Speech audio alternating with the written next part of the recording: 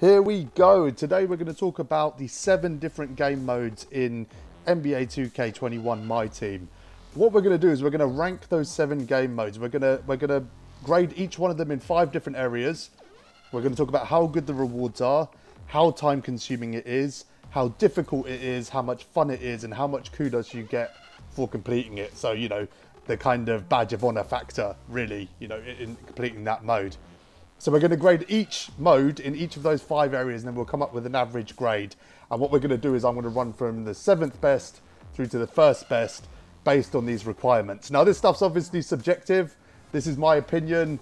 For me, it is a list for me and someone in my situation about the game modes that are worth playing and realistically that I can play. And actually the top 2 modes are probably the 2 I focus on the most. But it is subjective to your situation.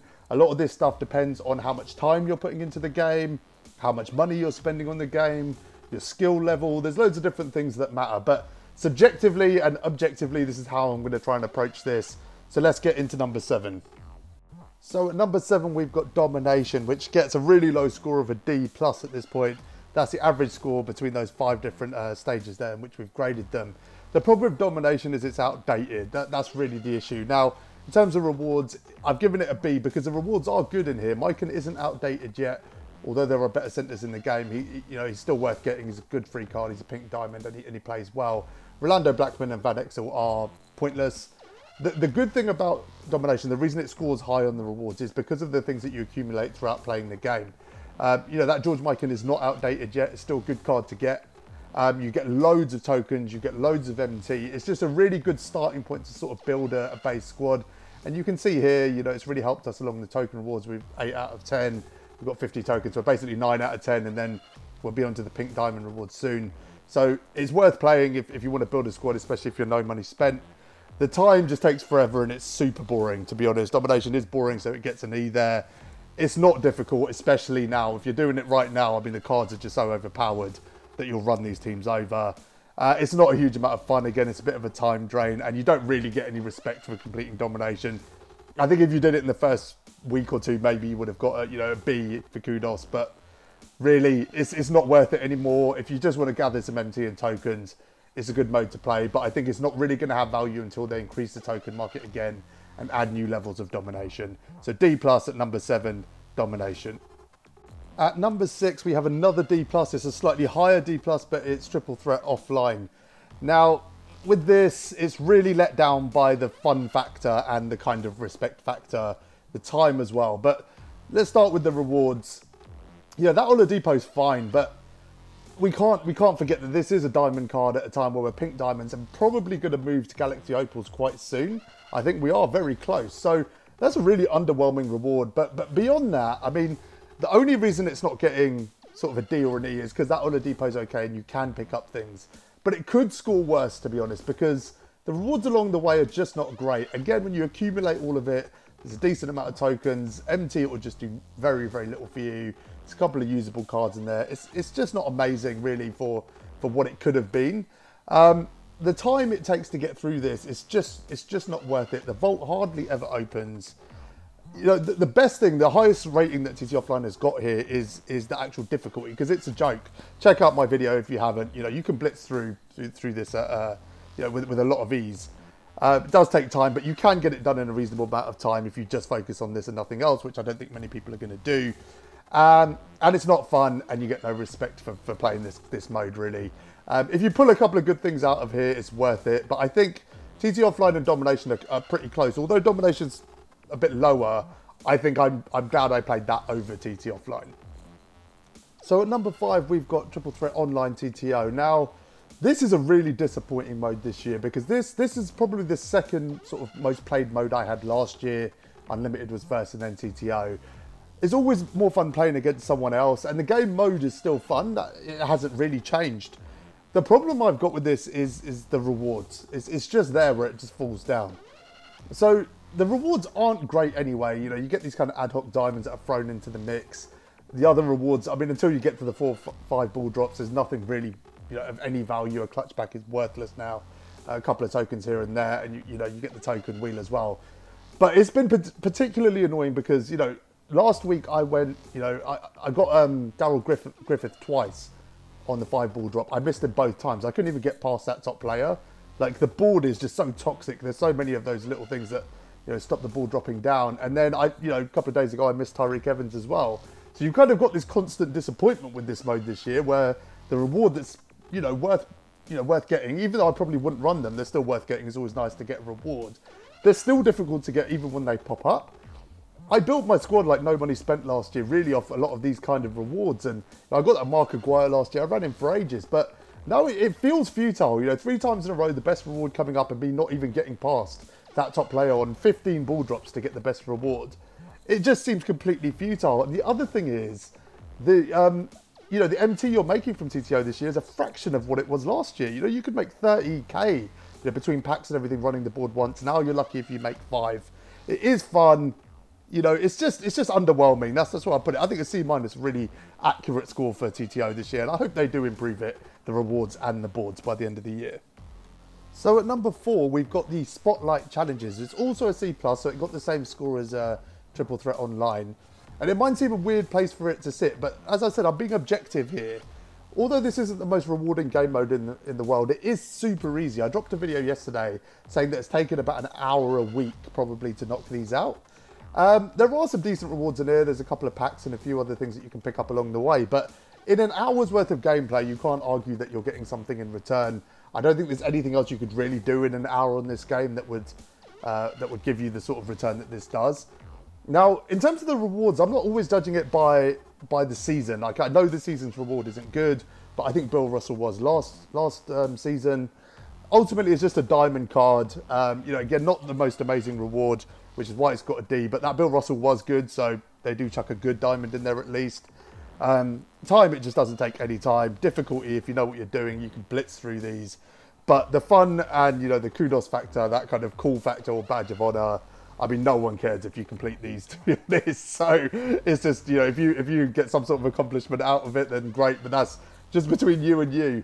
I think the rewards that you do get along the way can be decent. That Robinson was good as well. I thought the Ruby, they could be useful, but you're not going to be jumping up and down about rubies right now.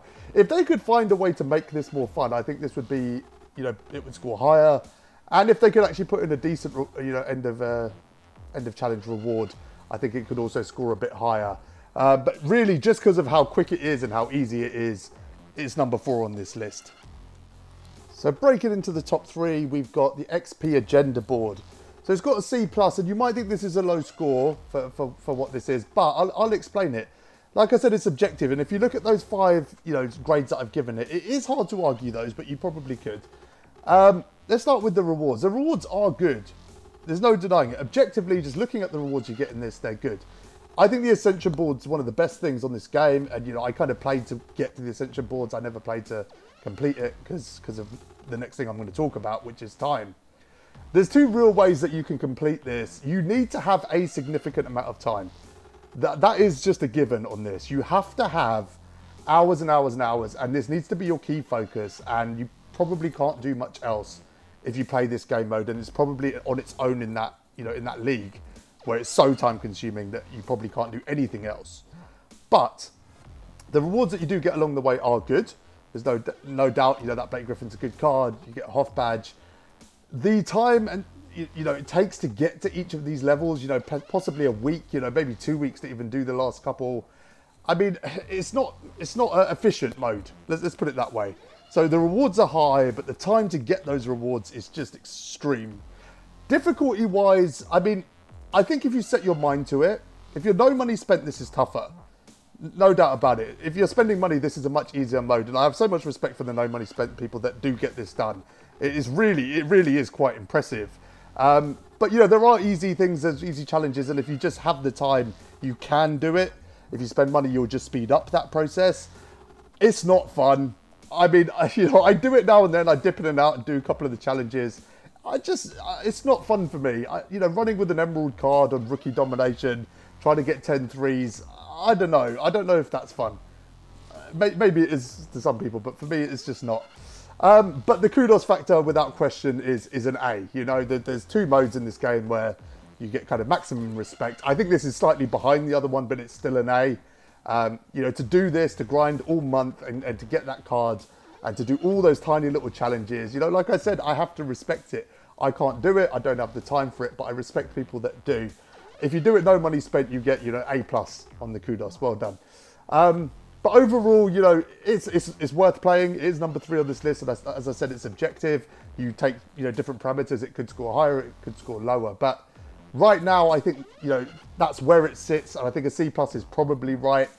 The graft, the grind for the reward, I don't know if those two things quite match up. Otherwise, it could score higher. At number 2, we've got Unlimited. Now, Unlimited for me is, you know, to me, it's the best game mode. I know something's coming after it, and that's just because it's such an efficient game mode. But Unlimited to me, you know, is definitely a contender for number 1. But number 2, a B- is fine. The thing with Unlimited is it largely depends on your skill set. Let's be honest, it is that mode. So the rewards, I didn't start playing Unlimited properly until this weekend. I was 0-4 actually in the Ruby division. So I had to clutch out 8 wins to get out of that. And then I ran the Amethyst board, I went 9-0. And in the Pink Diamond, I was 2-2 and had to sweat out 8 wins, you know, to get to, sorry, in the Diamond division to get to the Pink Diamond division.